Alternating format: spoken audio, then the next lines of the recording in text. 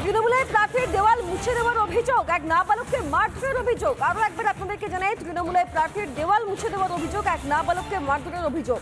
মারধরের অভিযোগ তৃণমূল সমর্থকদের বিরুদ্ধে। শাইনি ঘোষের দেওয়াল মুছে দেওয়ার অভিযোগ, তাই জন্যই মারধর করা হয়েছে এক নাবালককে, এমনটাই অভিযোগ উঠে আসছে। কাশীপুরে অভিযোগ তৃণমূলের বিরুদ্ধে, ঘটনায় অভিযুক্তকে আটক করেছে পুলিশ। আক্রান্ত নাবালকের মা বাবা কি বলছেন শুনুন একবার। ছেলে স্কুলে গিয়েছিল, স্কুল থেকে বাড়ি এসছে, ওখানে দেয়ালে ছাউনি লাগামি লেখা আছে, ঠিক আছে। এটা ছেলে মানুষ জানে না, জুতো দিয়ে একবার দেয়ালে এরকম ঘষেছে, লেখাটা মুছে যায়নি। তাই বলে ওই স্বামী গোসল করতে গিয়েছিল, গোসল করে বাড়ি আসছে, পা জুতো খুলে আমার যার ছেলের এত জোরে চাবালিতে মেরেছে, দুটো চাবালি পুরো দাগ বসিয়ে গেছে। পুলিশ দেখে গেছে, পুরো চাবালি ফুলে গিয়েছে, চাবালি ঝুলে গেছে, মেরে।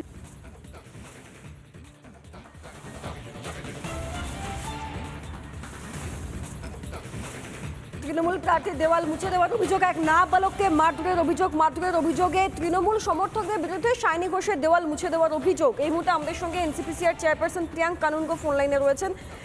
দেখুন, এক নাবালককে মারধর করা হয়েছে, দেওয়াল মুছে দেওয়া হয়েছে বলে। আমি একবার হিন্দিতে প্রশ্নটা করার চেষ্টা করছি আপনাকে।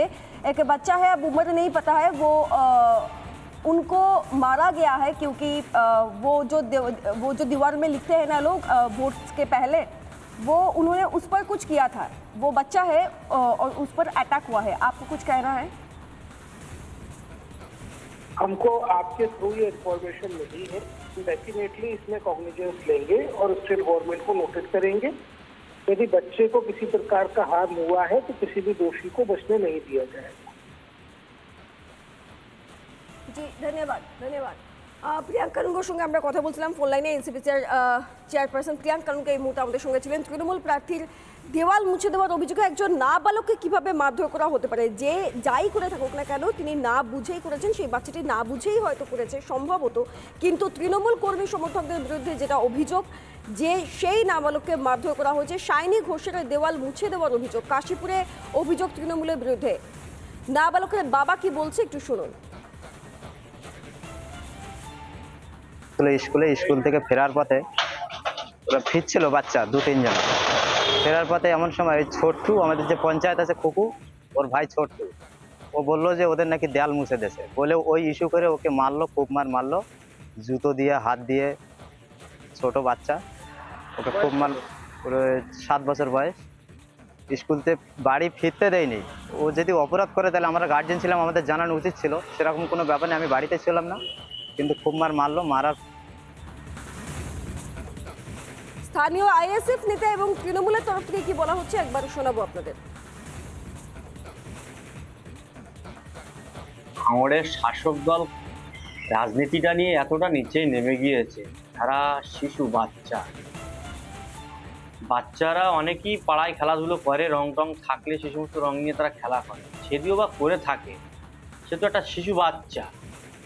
তৃণমূল কংগ্রেসের নেতা নেত্রীরা বা কর্মীরা তারা হন্য হয়ে গিয়েছে, কারণ তারা নিচে লেভেলে তাদের কর্মী খুঁজে পাচ্ছে না, তাদের দেওয়াল লেখার মতন কর্মী পাচ্ছে না, দেওয়ালে চুনকাম করার মতন, ফ্ল্যাগ ধরার মতন লোক খুঁজে পাচ্ছে না। এটা খুব নিন্দাজনক ঘটনা আপনারা যে কথা বলছেন। এইসব মিথ্যা কথা, ঢবের চপ আইএসএফরা বলে চলেছে। একটা বাচ্চা ছেলে কোন কারণে মারতে যাবে?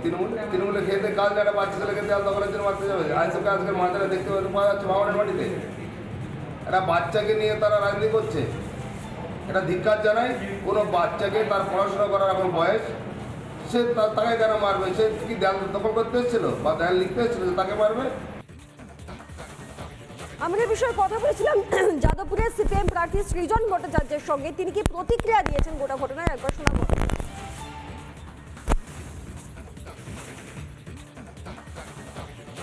এই যে গতকাল পর্যন্ত যারা মমতা ব্যানার্জিকে দিলীপ ঘোষ কি বললেন, তাতে করে নারী অধিকার ইত্যাদির প্রশ্নটাকে সামনে রেখে প্রচন্ড লড়াই করছিলেন, তারা কি আজকে একটি সম ধরনের অপরাধ, একই মাপের অপরাধ, নাবালকের ওপর অত্যাচার, সেটা নিয়ে আরেকবার যাবেন?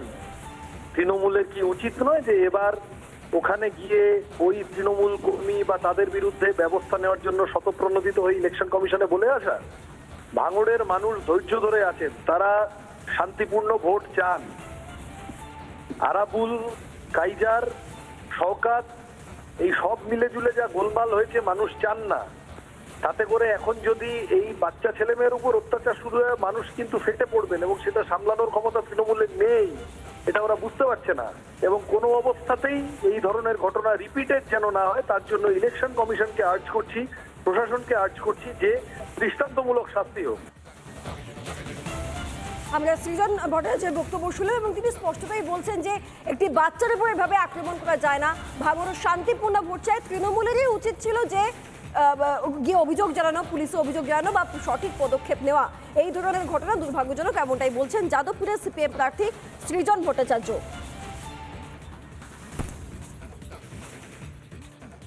তার সঙ্গে আমরা কথা বলেছিলাম, তিনি কি জানিয়েছেন একবার শোনাবো আপনাদের। আমি জানি না এই বিষয়ে, সুতরাং আমি কোনো মন্তব্য করব না। কি যারই এলাকা হোক, কী ঘটনা কি হয়েছে, আসল ঘটনা কি সেই ঘটনা জানি না, যখন স্থানীয় জায়গার যারা নেতা তাদের কাছ থেকে আপনারা তাদের মন্তব্য নেবেন।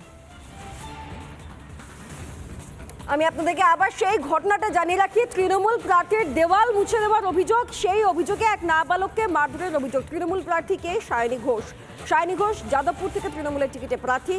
সেই দেওয়াল মুছে দেওয়ার অভিযোগ এক নাবালকের বিরুদ্ধে, সেই কারণেই তাকে মারধর করা হয়েছে বলে জানতে পারা যাচ্ছে। নওশাদ সিদ্দিকী এই মুহূর্তে আমাদের সঙ্গে ফোন লাইনে রয়েছেন, বিধায়ক।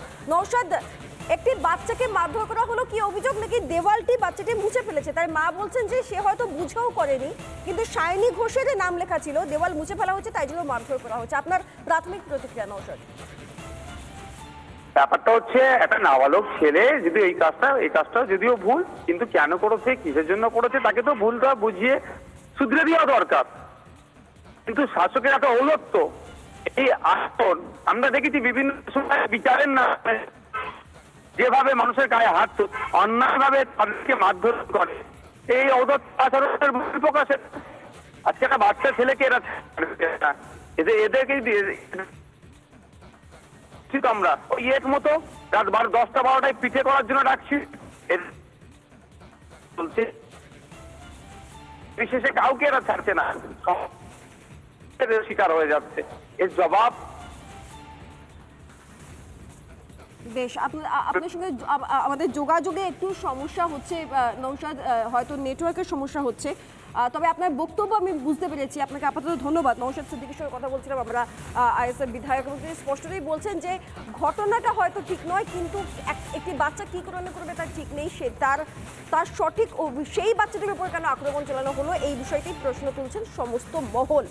মূলত ভোটের ভোট আবহের দিকে দিকে প্রচার পর্ব চলছে, দেওয়াল লিখন চলছে, সকলে যে যার নিজেদের দেওয়াল বেছে নিচ্ছেন। কেউ প্রার্থীর নাম ঘোষণা না হলেও পাশে ছোট করে লিখে রাখছেন যে সেই দেওয়ালের অংশটি কার জন্য, সেটা সিপিএম না বিজেপি না তৃণমূল না কংগ্রেস ইত্যাদি। এইবার সেইখানে নাবালক দেওয়াল মুছে দেওয়ার জন্য তাকে মারধর করা হলো। আমরা এই বিষয়টা নিয়ে যাদবপুরের সিপিএম প্রার্থীর সঙ্গে কথা বলেছিলাম, এবার আমরা বিজেপি প্রার্থীর সঙ্গে কথা বলেছিলাম, অনির্বাণ গাঙ্গুলি। তিনি কি জানিয়েছেন একবার শোনাবো আপনাদের। আজকে আমাদের বিজয়গড়ে একটি জনসভা রয়েছে। গতকাল রাতে গল্ফ গ্রিনের পুরো এলাকা জুড়ে আমাদের পতাকা ওরা সব সরিয়ে দিয়েছে এবং একাধিক জায়গায় বিশেষ করে টালিগঞ্জ এবং যাদবপুর থেকে খবর আসছে যে তারা আমাদের দেয়াল লিখনগুলো, ভারতীয় জনতা পার্টির দেয়াল লিখনগুলো মুছে দিচ্ছে তৃণমূল কংগ্রেসের লোকেরা। লেফট সিপিএম তাদের পুরো পলিটিক্যাল ন্যারেটিভটা, তাদের পলিটিক্যাল স্ট্যান্ডটা, তাদের পলিটিক্যাল ক্যাম্পেইনটা পরিষ্কারভাবে বোঝা যাচ্ছে যে তারা তৃণমূলের সাথে কোঅর্ডিনেট করে করছে। এবার তারা কি বলবে, কেন আজকে তাদের দেয়াল লিখনও মুছতে আরম্ভ করেছে। আমি বলছি যে তৃণমূল কংগ্রেস বিরোধী শূন্য রাজনীতি চায় তারা, এবং এখানে বিজেপি সিপিএম না, এখানে যারাই বিরোধিতা করবে তারাই তাদের রোষের সম্মুখীন হবে।